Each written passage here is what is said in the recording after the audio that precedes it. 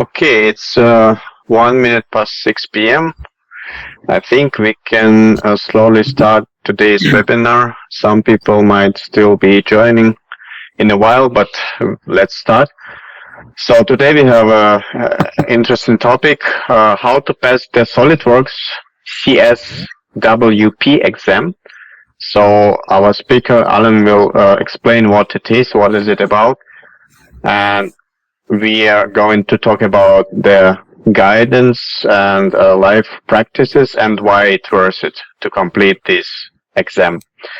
I would like to ask you to turn off the cameras, to mute yourself. You can write your questions or raise a hand. We have a live chat. You can write there anything that you would like to and raise a question there. And we will go through those questions at the end of the webinar. And we also will be preparing a survey in the chat just to get you to know a little bit better, to know about your background a little bit better. We will run a survey knowing your background using the software, the SolidWorks tool, and in that way we could shape the webinar in a better way based on the attendees and their past experiences. And I will start with the brief introduction about the company, about the platform, WiredWhite platform, what we do and why we do it. So WiredWhite is a platform for engineers. It is a network for engineers consisting of, let's say, less experienced engineers like students or maybe young professionals and advanced engineers, senior engineers with a lot of industry experience, project experience. And we see our role as a platform, as enabler, technology enabler, and knowledge sharing enabler by bringing those engineers together, less experienced and more experienced ones, like customers and partners, we call them, on our platform, and we provide them the tools, the project collaboration and project management tools to work together and achieve their project goals or goals in study or in the university, and be able to collaborate using our platform. We are providing all the necessary tools for that.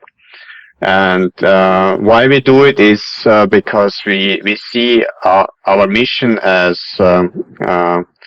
enabler and accelerator of diffusion of electrification worldwide, since we believe that it is possible through enablement of such a global corporation and such a platform, and through the knowledge sharing. This is basically the reason why we have created launched this platform, and why we do the whole thing. And today we have an interesting speaker and very experienced one in SolidWorks and in mechanical engineering, Alan Oletic. Alan is a SolidWorks certified professional with master's degree in mechanical engineering. He has over 4 years of hands-on machine design experience, and he's passionate about teaching, obviously, and he has built already and sold already more than 13 online engineering courses to a global audience of 48,000 plus students. And he has average rating of 4.5 out of 5, so which is very high. And his journey with SolidWorks started in high school, and he has continued through the university and his career designing and educating. And he's driven by his mission to make learning easier, structured, and results-oriented. And that is why Alan now shares his experience and helps students to master SolidWorks with confidence. I am warm welcoming you, Alan, to today's webinar as a speaker. I'm glad to have you. I think it's the second time already, so looking forward to the webinar. Okay, thank you for the introduction. Can I just share the screen? Yes, you can take over and share the screen. I will unshare mine. Entire screen.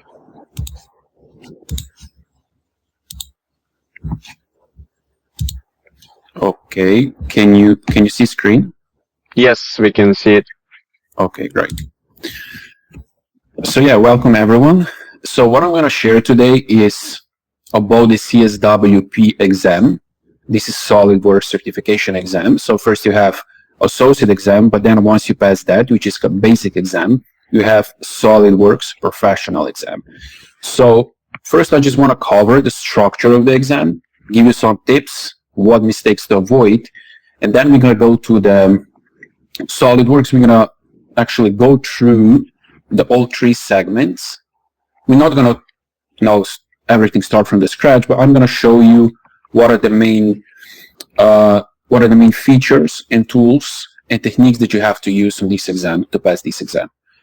So the first thing is how the CSWP exam is structured, how it's scored, and what each section really tests. So basically, CSWP exam has 3 separate segments, okay? And you have to do each segment separately, okay? So each segment is timed, and it's also scored individually. So if you want to get a certificate, you have to pass all 3 exams. So the first exam, the first segment, is about advanced part modeling. Okay, so basically you're going to have to create a model from the scratch, and then you have to modify it multiple times, right? So you'll have to change dimension, you'll have to maybe add some feature or delete some feature, and then you're going to have to calculate mass, or maybe center of mass, and so on. Okay, so basically this section will test your design intent, and that means like how well you can recognize which dimension is actually the main dimension and which feature is base feature that actually drives the model, right? So because once you change this dimension, then your model shouldn't collapse, right? So this is about segment 1. Then once you pass the segment 1, you have the second segment, and this is about this is also about part modeling, but you're going to have to build different configurations, right? So you're going to have the same model, and then you're going to have to build like slightly different configurations of the same model, like for example, change some features or change material, right? Or maybe suppress some features, which we're going to show. And then also you have to calculate mass, you have to calculate center of the mass, and so on. So this is the second segment. Then you have the third segment, which focus on the assemblies. Okay, so you have to know basic assemblies, but also you're going to have more advanced assemblies, right? Actually, when it comes to the mates, right? How to combine different parts into assembly. So you have to understand the relationships between parts. You'll have to insert parts. You'll have to define relationships using mates. And then also you're going to have to calculate mass. You're going to have to calculate center of the mass. And also you're going to have to replace certain parts with different part, right? Also, we're going to show that as well. So these are the 3 segments that you have to pass. Now, I just want to say a few words about a modeling strategy under time pressure and common mistakes to avoid.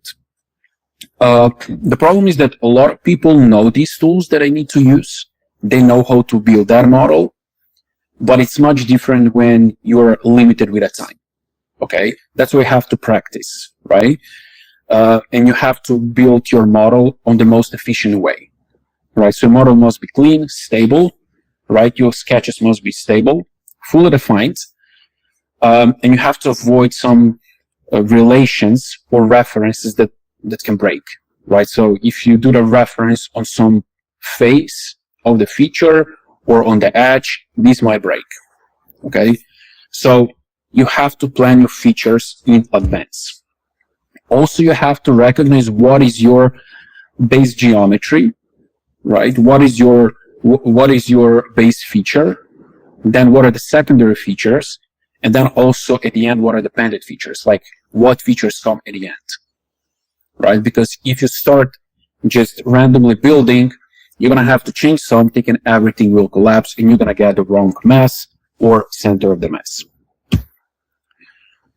And also, what you have to use here in this exam, you're going to have to use global variables and equations, right? You're going to also have to change these equations and these global variables. So you're going to have to edit all of these things and then again calculate mass properties. So that's why it's very important to also understand global variables and equations. Now here are the common mistakes that you want to avoid, right? And this is checking mass too late, right, in the process. You forget to check mass, like calculate the mass, and then maybe you add some feature or remove some feature, then the mass is different. Using unstable references like edges instead of planes, right? So when you create a new plane, you want to reference that to the standard plane, not to some face. Then forgetting to rebuild before mass evaluation. So that means like when you change something, you have to rebuild your model, right? Because now there are some differences. And a lot of people forget to rebuild and then they get wrong result.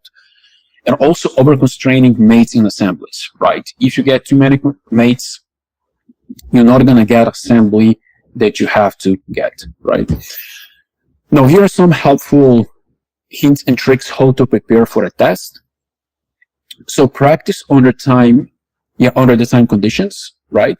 So don't just model, but actually actually put yourself in the real environment of the exam, right?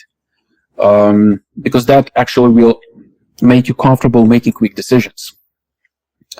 Also make sure you check your mass properties very often. And also it's very important that you verify your unit system and also your material, right? Because you can have everything correct, but if you didn't assign the material or you assigned the wrong material, you're going to get wrong results. Then also train configuration logic separately, okay? So practice training global variables, linking dimensions, and switching between configurations. Then also improve rebuild discipline. When you make some modification, always rebuild, okay? And then also for assemblies, practice clean mate strategies, okay? So use the minimum number of mates required to fully define motion and positioning. And the last thing before we jump into SolidWorks, how the CSWP certification can impact your career and what value brings to you, okay? So CSWP demonstrates advanced modeling capability, okay? So this is not like beginner level. So it proves that you understand configurations, that you understand design intent, and that you understand assembly logic, right? So that's gonna boost your resume, right? And when you're gonna apply for the jobs or for the freelancing projects, this is gonna give you credibility because one thing is saying I know SolidWorks or I know certain things in SolidWorks, but the another thing is actually having a certificate that actually proves that, right? So this certification proves that you have professional level skills when it comes to part modeling and when it comes to assembly. And also, on the other side, it increases your confidence, right, in your modeling ability. And the thing is like only 10% of the SolidWorks users have CSWP certificate, right? So this can really make a difference if you're starting out in SolidWorks and you want to build your career. Basically, this is about CSWP, so you get a better understanding what is this exam, why you should maybe have this certificate. Now we're going to jump into the SolidWorks, and we're going to go through the 3 segments. Of course, I'm not going to build each exam from the scratch because like each exam is like 90 minutes, and those are 3 segments. But I'm going to show you how it looks, right? So you're going to get a better understanding and what you have to pay attention to. Okay, so here we have the segment 1 related to the part modeling. So this is one of my exams that I created in my courses that you can find also on the WiredWhite website. So you can also prepare yourself for this certification exam. So basically, you're going to get something like this. You're going to get a model that you're going to have to build from the scratch, right? So basically, you're going to get global variables, as you see here. You're going to get a material, and here you're going to get all the dimensions that you need, right? So the first thing that you want to pay attention here is where is my coordinate system, right? So here we have the coordinate system, as you can see, right? So this is my reference point. Also, the second thing you want to pay attention to is here we have the symmetry, right? This is very important. You're going to always have the symmetry. So before you start building this model, you want to plan in advance how you're going to start doing that, right? So if I have the here reference point, first I'm going to start with this part, right? And then later I'm going to add this rectangle, this cylinder, and then this rib, right? So basically, if I go now to the SolidWorks, I have this part. It's already built, as you can see. The first thing that you have to do, right? First, you make a plan, of course. When it comes to the SolidWorks, you want to assign material. Okay, so you go here, edit material, and you assign material. So that's the first thing.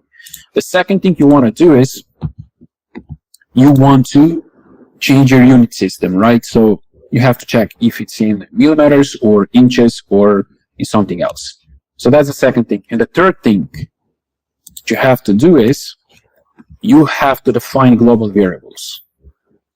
Okay, so you go here to the tools, equations, and here you define your global variables and you define equations. Okay, so that's very important. And the other thing that's very important here is this one here automatically rebuilt. Why? Because when you're going to have to change your global variables, if you don't have these checked, your model will not rebuild, right? And you're going to try to calculate mass and you're going to get wrong results. So click here, automatically rebuild, always.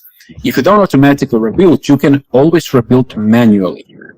So here I have the icon rebuild, okay?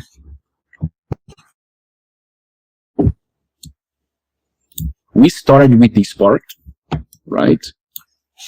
Then once we did this one, we added this, right? This is just a feature sequence. Then we created a hole here. Then we started with this cylinder. Then we also made a hole here in this cylinder. Then we created a rib, as you can see, and then we cut this part here. And we finished this part. And then once you have to calculate the mass, you go here to the mass properties, and here you have a mass. But like I said, it's very important that you actually assign material, right? Because you're going to get different mass. So that's like the first part of the segment one. Now you have to go to the second task. And in the second task, you're going to have to do some modifications, right? So you're going to have to modify the model. So you have to see, okay, what I have to add or what I have to remove here. So you can see here we have these fillets that we have to add here. Here we have to change this dimension, like this distance, and this one here of the rib. And instead of rectangle, here we have a circle. Okay? And we have to do these modifications. So if I open this part now, which is already modified,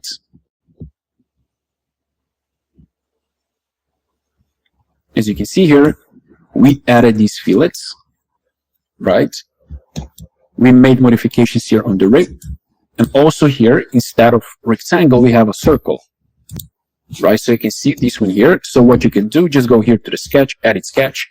You can delete rectangle and you just create a circle and that's it, right? Everything else is the same in this example, for example, right? Everything else is the same. Material, global variables are the same, and then you calculate mass. Then you have another task, which is you have to change global variables, okay, and calculate mass. So everything else is the same. You just have to change global variables. So let me show you.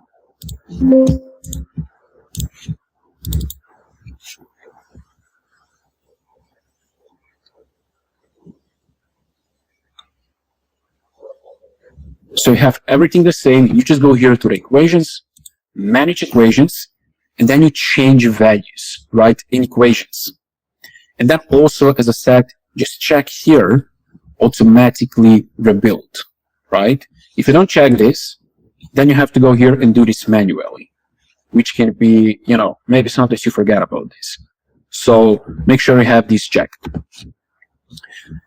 And let's go to the next task. So here, for example, we have to change global variables, but also here we have to add this hole, right? So you have to pay attention when they say make the following changes. You have to check your drawing and see what are the changes. So let's go to this one.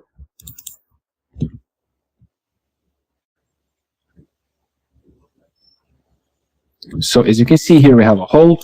Also, you change your manage equations, you change your global variables, right? And then you calculate your mass. And okay, let's go here to the number 5. And here we have to also, actually here we have to change material, and we have to add this one here, as you can see, right, on the edge. So the first thing that you do, you start with material, right? So you go here to the material,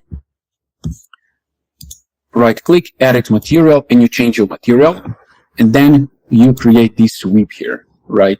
So we use the tool sweep to create this one here. And then you can go here to the mass, and you can calculate the mass, right?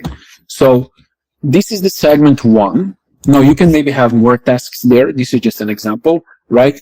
But what is very important here is if you make the first drawing wrong, everything else later will be incorrect, right? So that's why it's very important that on this first model, you make it right, because then changes that you make later will actually be accurate. Also, one thing I want to mention, you don't have to get the exact number, for example, when it comes to the mass, right? You can be within 1%, because this is up to the software. So if you don't get an exact number, make sure you're in the 1%, then this is going to be the correct answer. So this is segment 1. Now, segment 2 is about configurations. Okay, so you're going to have something like this, a model. And for example, the first task is you have to open the model and you have to see how many existing configurations are in the part, right? So if I open this model,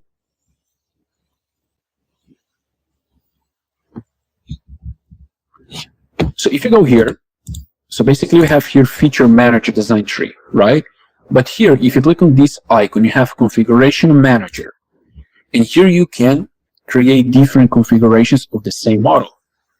So here we have configuration A, we have configuration B, and we have default configuration, right? Default configuration is this one that we create when we start building a part.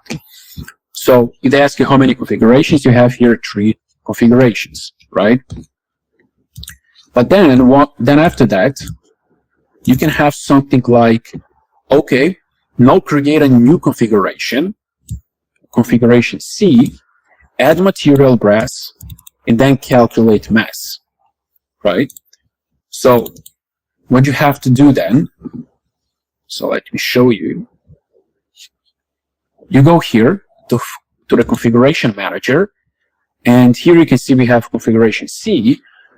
So you go here, right click, right here I have the name, right click, and here I have add configuration, okay? And this is how you create a new configuration. So here you have configuration name. For example, I'll name this like T, and you just click OK. And now here we have new configuration, right? As you can see, T, right? If you want to delete this, you can just right click, and you can also delete this configuration. So, but if you want to go to another configuration, just double click, and then this configuration will be active. So here we have different configurations.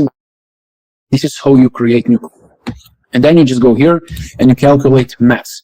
But you have to make sure that this configuration is active, right? You don't want to calculate mass of some other configuration, right? You're going to get wrong answer. So I have to pay attention to this green sign, as you can see.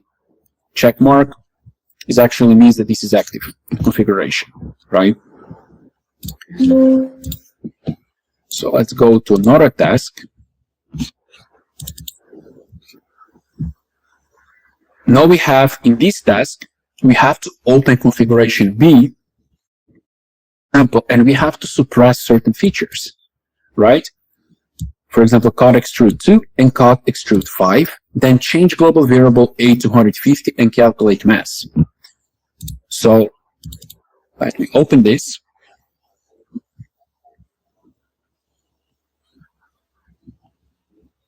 So we go here to the configuration manager.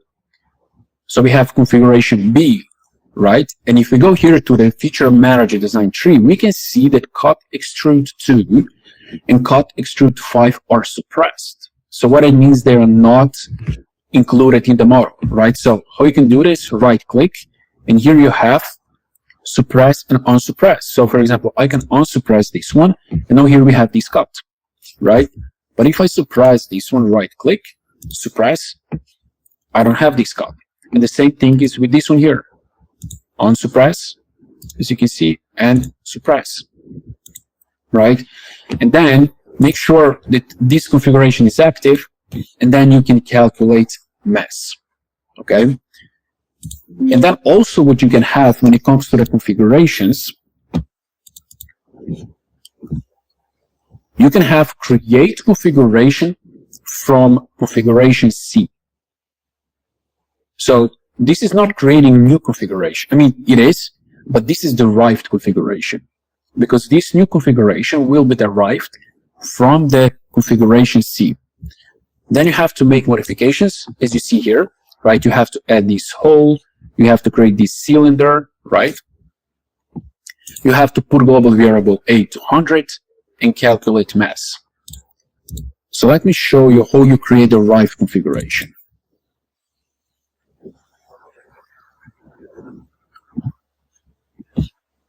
So you go here, configuration manager, and you can see here, I have this little arrow here, and I can open this. So that means that this C2 configuration is derived from configuration C, right?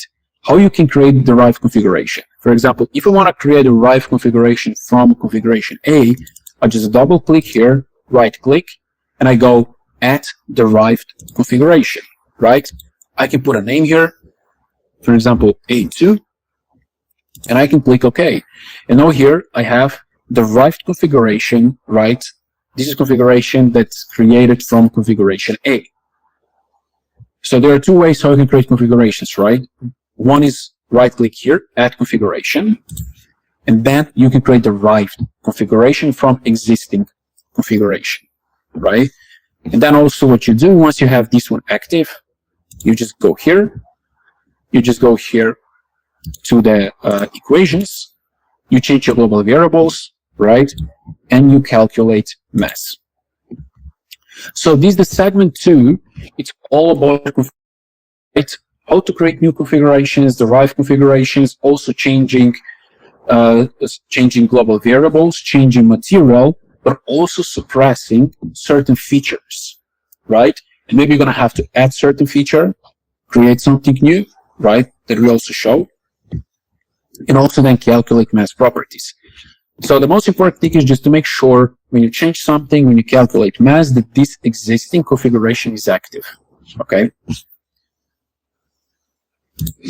So this is about segment 2. Then we have segment 3. And segment 3 is all about assemblies, okay? So you're going to have to create assembly. So let me show you.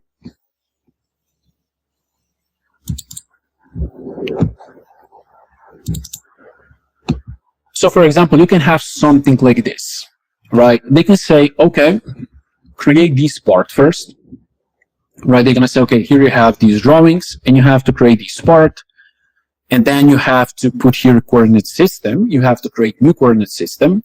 and you have to calculate center of the mass relative to this coordinate system here. So let's open this part 1, right? So you create this part. 1 second. So you create this part, right? If you have to put some global variables, you put global variables. If you have to put a material, you also assign material. And then you have to create this coordinate system, right? So this is not our coordinate system of the part, right? That we have here by default. This is not a origin. This is new coordinate system. And to create a new coordinate system, you have to go here to the reference geometry. And here we have coordinate system, right? And now you can put this coordinate system. So you have to see where it is based on the drawing, for example, on this vertex. And now what you can do here, you have to be very careful with this. You have to define orientation of the axis, right? For example, x-axis, for example, has to be this one here. So select this edge. Also, what you can do, you can change orientation, right? It can be this one or this one. Then also you select y-axis. For example, this one also you can work with orientation, and then based on this orientation, z-axis is defined based on these two, right? So, and that's how you create new coordinate system. And just click OK, and now you have here a new coordinate system, right? And now when you have to calculate center of the mass, you go here, and you have to be very careful here, because when you in the rush, you can forget this. Here is the center of mass, right? But this is center of mass relative to the origin, to this one here, not to the coordinate system 1, right? So if you see your results, these are not the same. So you have to come here, and here you can choose, okay, coordinate system 1 or coordinate system 2. So you select this one, and now we got x50, y50, z minus 54, right? And this is correct answer. So you have to be very careful how you set up your coordinate system here. That's number 1. And then number 2, you have to select here that coordinate system when you calculate center of a mass. Okay. So for example, this is the first task that can. The second task can be, okay, you have this one here. Now you have to assign material, right? You have the same model that we had before, and I just have to calculate mass, right? Because in the first task, here, for example, they didn't ask for the mass, right? So you can just go here, assign material, and then just calculate mass, okay? So this is the second task, just an example. The third task is you have to insert part 1 and part 2. So we have here cylinder and this one here. You have to define relations and calculate mass. So let's go here to the assembly. So you can see this assembly. So now here we have this assembly, right? So we have the part 1 that we created, and then we had to insert the other parts, right? So here we have this part here and this part here. So we have 2 parts actually, right? So we created new assembly, certain parts. Now we have to define relations here, right? So we can go here to the mates, and we can see here we have concentric relation, right, between this cylinder and this one here. And we have coincidence between these 2 planes to make sure this is right in the middle, right? Now the position of this one is not important because you only have to calculate mass, right? So you go to the mass, you calculate mass, and position of this one here is not important. It would be important if you would have to calculate center of mass, right? But in this situation, it's not important.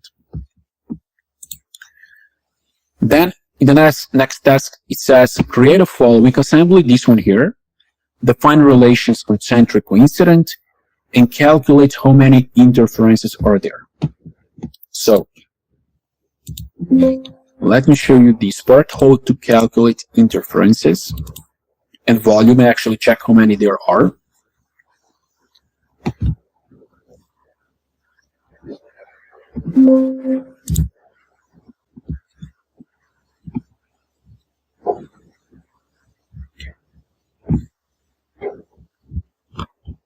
So we have this one here, right? You have to create this assembly.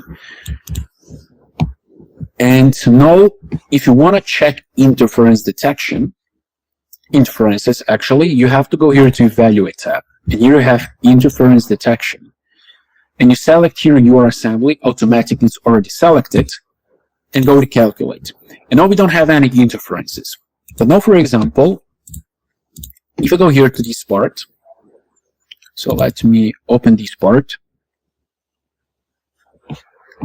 and I make some changes here. I go to the sketch,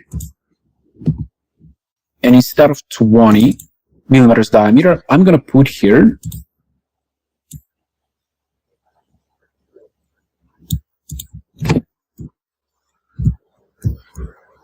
20.1, right, like this. Let's click OK.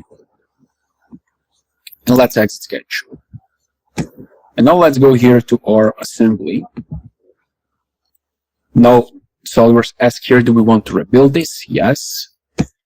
And now what I can do, I can go here to the interference detection, calculate. And now I can see here I have 4 interferences, right? As you can see. This is actually these two parts are in the collision, right? So we have this one here. As you can see, the red one. We have this one here. We have here. And we have here, right? So basically we have 4 interferences. And now also, one of the question can be, what is the maximum interference volume, right? So it's very easy. You just go here and you see the volume, right? You can see here 157.47. And you can see what is the maximum volume, and then you can use this as an answer. So this is how you check the interferences between parts in the assembly. Then, for example, you have to measure something, right? For example, it says, okay, you have to measure the distance between this face here and this face here.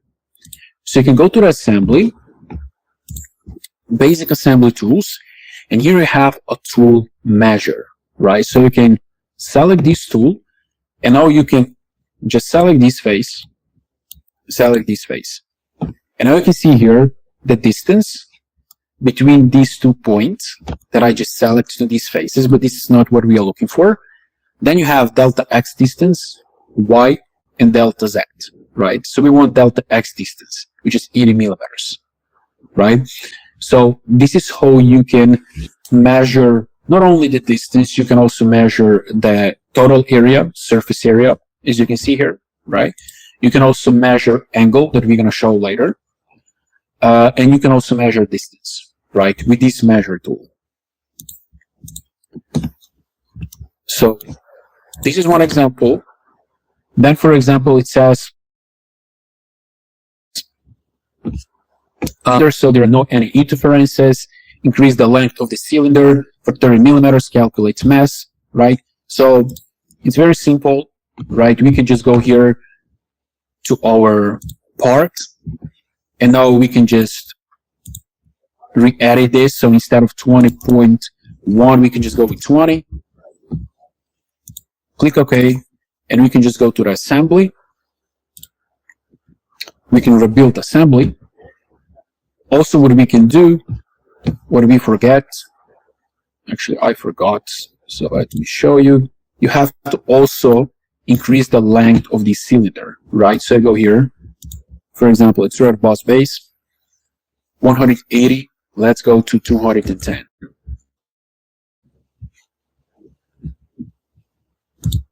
You go to the assembly, you rebuild the assembly, and now you can go here and you can calculate what is the mass, right? So now if you go here to the interferences again, calculate, it shouldn't be any interferences, so we don't have interferences, right? So make sure you also check this one, so you don't get this wrong. Then also the next one can be, okay, now define an angle 45 degrees. So you can see between this face and this face here, right? 45 degrees, and then calculate center of the mass relative to the coordinate system 1. So let me actually open these parts.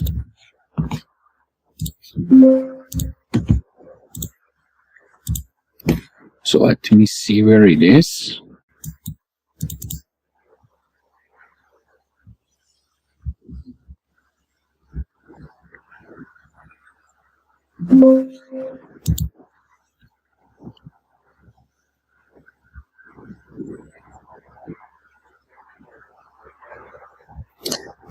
So if you go here to the mates, you're going to see here we have an angle, right? One mate is an angle between this face and this face.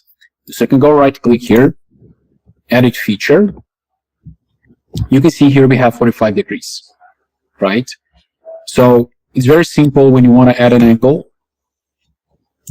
you just go here to the mates, and when you click here on the mates, here you have angle, right? And now you just select two faces, and you can just put here the value of the angle, right? So this is how you define an angle.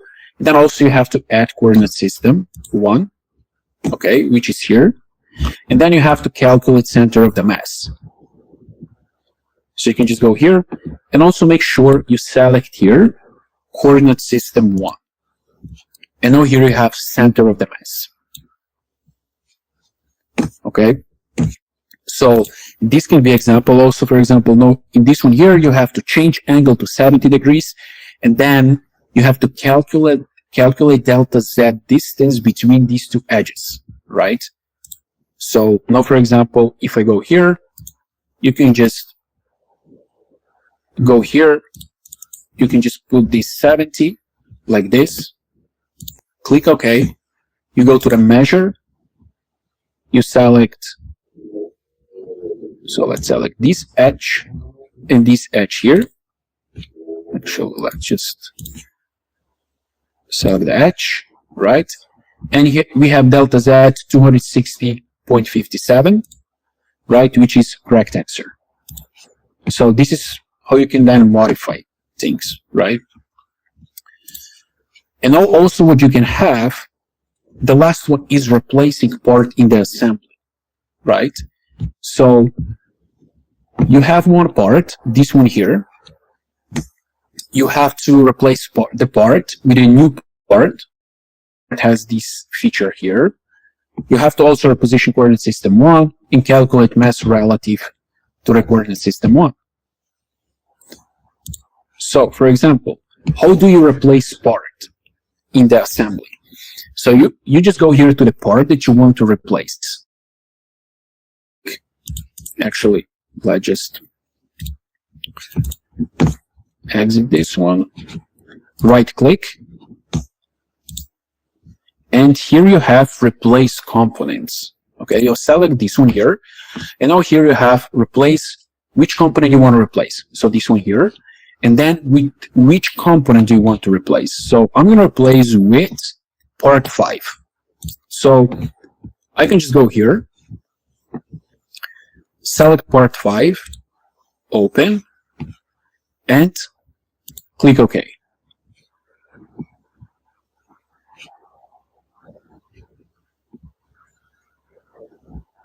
Now let's just click OK here. And now as you can see, what pretty much always going to happen, you're going to have some errors here. And the reason why I have these errors, because these mates here are not defined correctly. I mean, they don't have. So let me show you. So if you go here to the angle, you have to fix this. So it says here missing face, right? So when we were defining an angle, we defined this angle between the previous part in this part here. But now the previous part is not here anymore. So we have to define this face again. So you delete this and you select this face again, right? Like this. Okay, you can just go here, flip dimension like this, and click OK. And now we don't have any errors, right? So basically, this is how you replace part. In the assembly, you're going to always get an errors because you're going to have to define your mates again. Certain faces that are not here anymore, right? So you're going to have to select the same faces, but on the new part.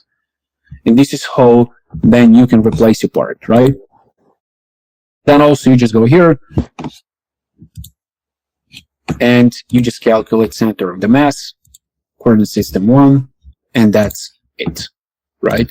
So this is the last segment of the assembly, right? So pretty much this is just the overview how these segments looks like. As you see, like if you create the first task incorrectly, then pretty much everything later will be, will get you wrong results.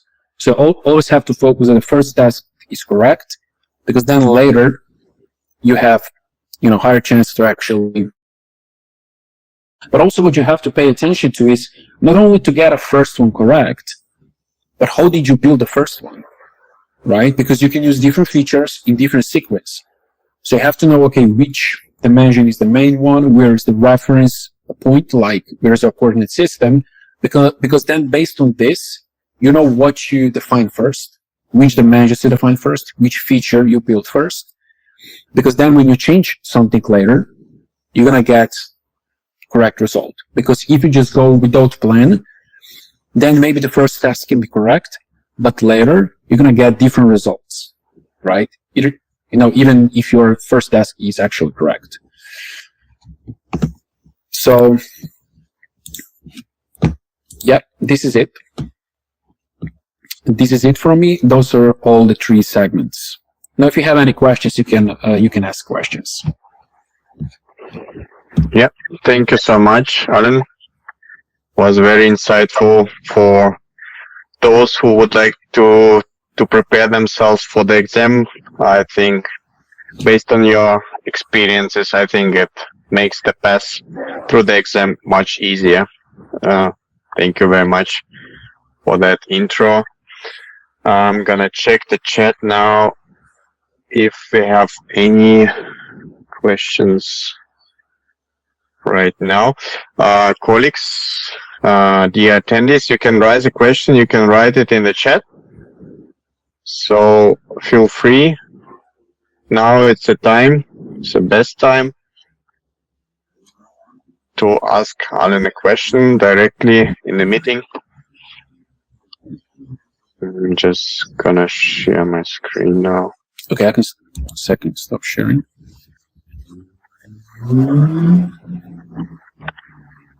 Okay. So let me check on the chat.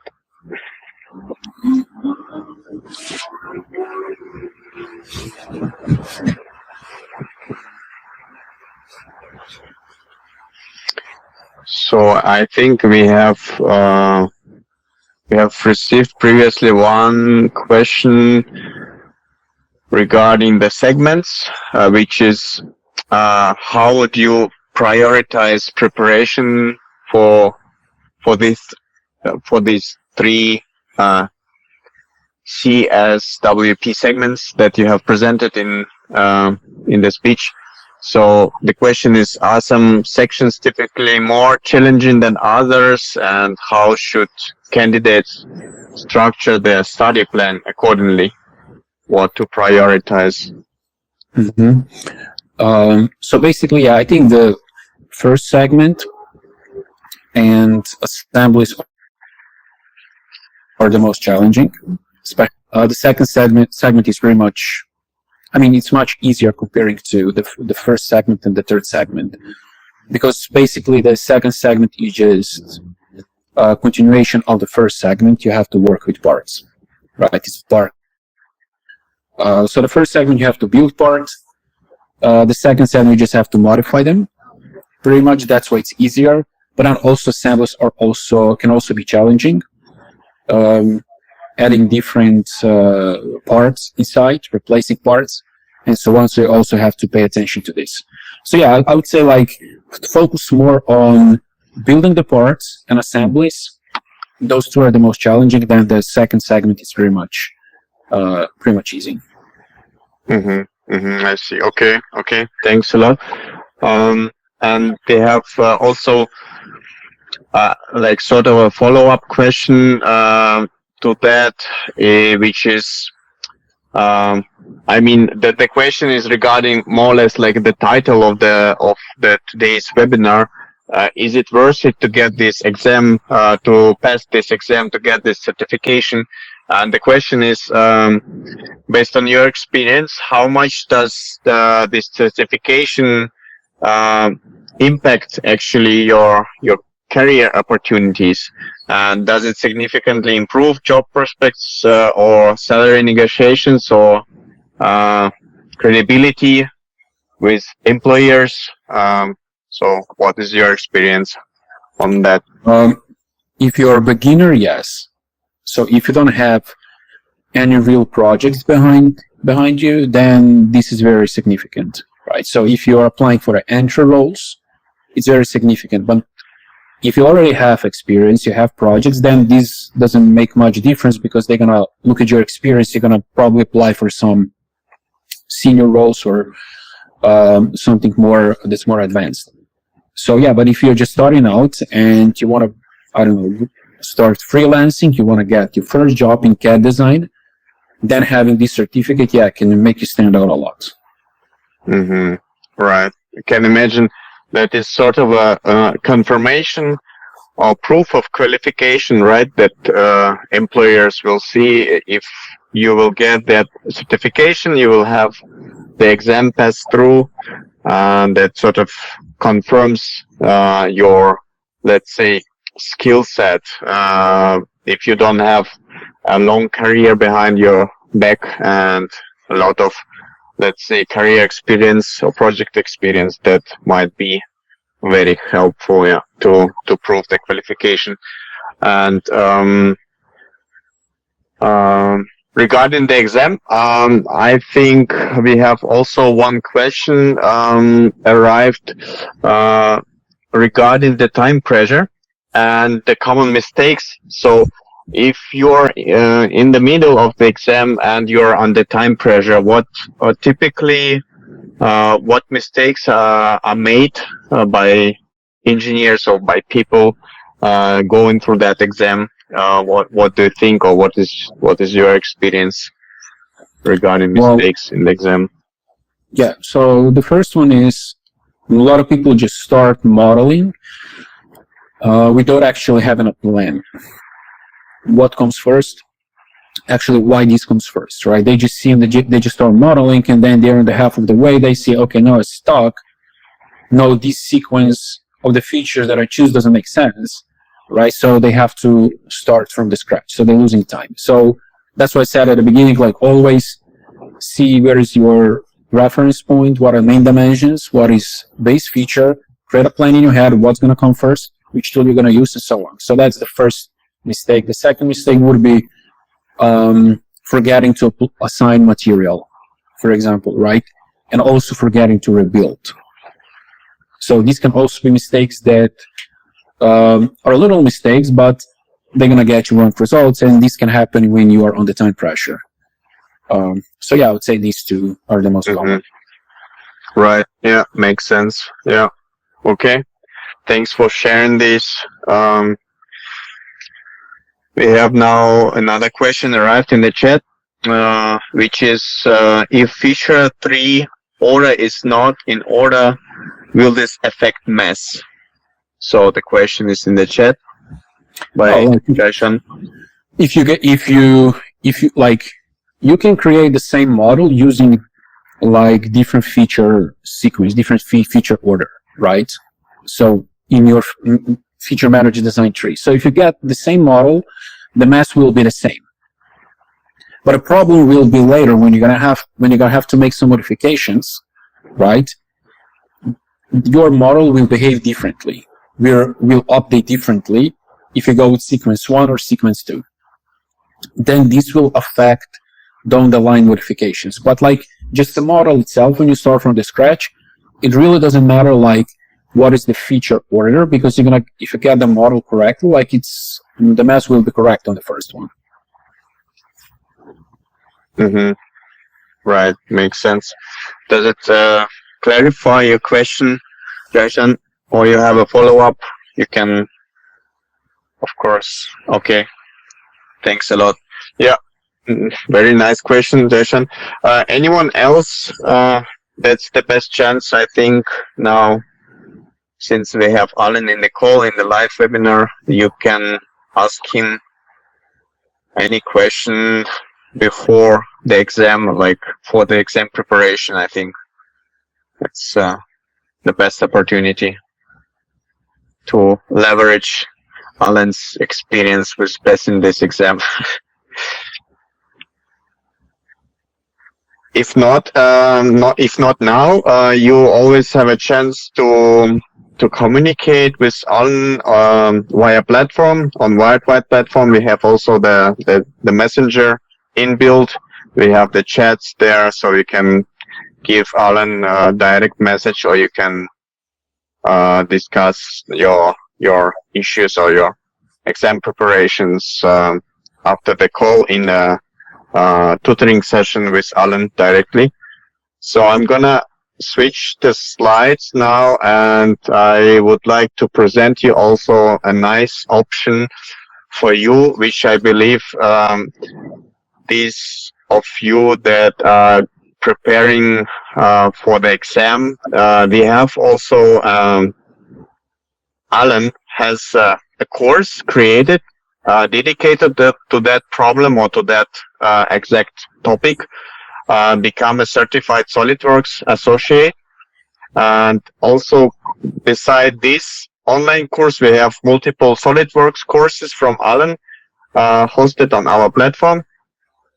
So, yeah, go ahead and check it. On wiredwhite.com, you have online courses page, and there you can filter out the necessary courses that you are interested in, for instance, SolidWorks or certification exam for SolidWorks, and you can basically enroll it and learn in a LMS way, pass this course first and prepare to the exam. And another option would be, of course, as I mentioned before, you can always have a tutoring session with Alan and discuss any topic, any project related to SolidWorks or to the exam preparation with Alan directly in a tutoring session. And for this, who attended the webinar today, you also will be getting a discount code WiredWhite10, which allows you to save some money. You will get the 10% discount on every purchase. It can be an online course. It can be also a tutoring session. So anything of that, you will get a discount using this discount code WiredWhite10. I think I've mentioned all the topics to wrap up the webinar. So thank you so much again to all of our attendees for attending today. Thank you so much to our speaker, to Alan, giving us this insightful preparation for the exam, before the exam. Do you have any final words from your side, Alan? So yeah, basically, like if you are preparing for this exam, just make sure you practice under time pressure. That's pretty much it. So pay attention to these details. And if you have any questions, you can reach out to me WireWhite through WireWhite platform, and also you can check out the course to fully prepare for this. Awesome. Thanks a lot again, dear attendees, dear speaker, and I'm looking forward to the next one. We have already planned, I think, multiple follow-ups for, let's say, CAD-related topics, and we will have another webinar SolidWorks topic coming next as well. So let's stay in touch. We will keep you posted, and just follow us for new updated topics, and follow the upcoming webinars that we will have. Thank you so much, and have a great evening, and have fun during your exam preparation. And I hope that today's webinar will contribute to successful passing the exam that we will have. Okay, thank you so much, and have a great evening, and see you during the next one. Bye bye. Bye bye.